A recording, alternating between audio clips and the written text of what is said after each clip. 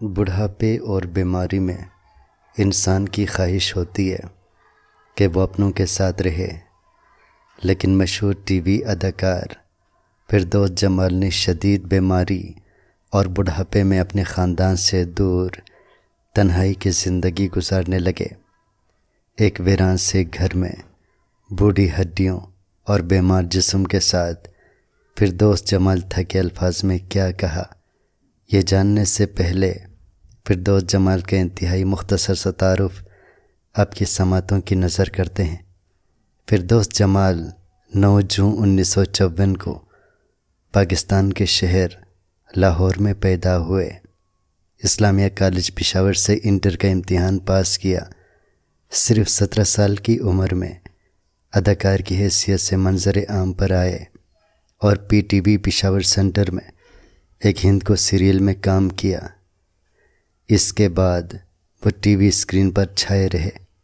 طویل عرصے تک ریڈیو پاکستان، ٹیلی ویژن اور فلموں میں کام کیا۔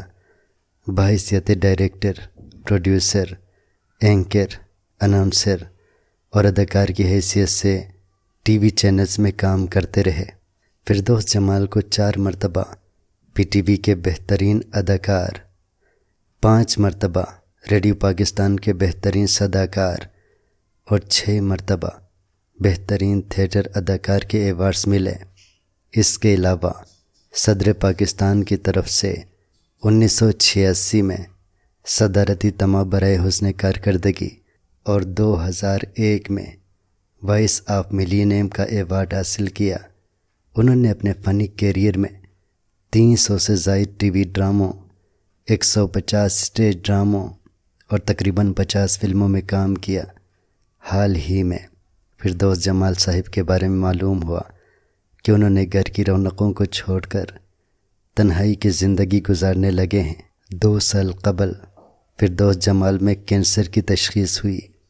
یہ سانحہ فردوس جمال کے لیے بہت بڑا سانحہ تھا، تاہم اس سے بھی بڑا سانحہ یہ ہوا کہ آپ اپنے خاندان کی رونقوں کو چھوڑ کر تنہائی کی زندگی گزارنے لگے۔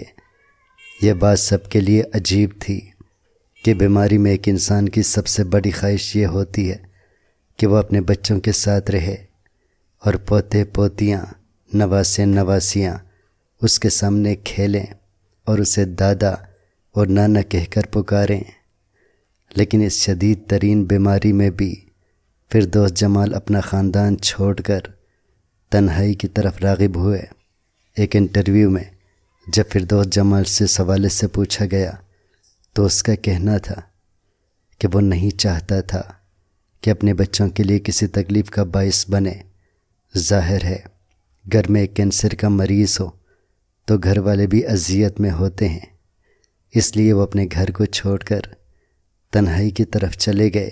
لیکن جب ان کے بچوں کے بارے میں پوچھا گیا تو انہوں نے کہا کہ میری غیر موجودگی میں وہ خوش اور پرسکون ہوں گے۔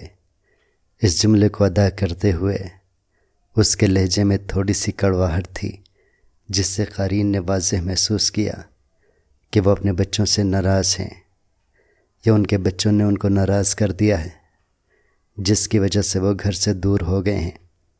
ایک بڑے دل والے انسان ہونے کی حیثیت سے فردوس جمال نے اپنے بچوں کے حوالے سے کسی قسم کی بات کرنے یا ان پر تنقید کرنے سے گریز کرتے رہے۔ تاہم یہ بات ہم سب جانتے ہیں کہ جن کے بچے اچھے اور فرمان بردار ہوتے ہیں وہ اپنے والد کو زبردستی گھر لے جاتے ہیں، پھر بھی وہ گھر نہ جانا چاہے تو بچے ان کے پاس آ کر رہنے لگتے ہیں۔ یہی بچوں کی محبت ہوتی ہے۔ تاہم فردوس جمال کے بچوں کے رویے سے صاف لگتا ہے کہ بچے ان کی غیر موجودگی میں بقول فردوس جمال کے خوش اور مطمئن ہیں۔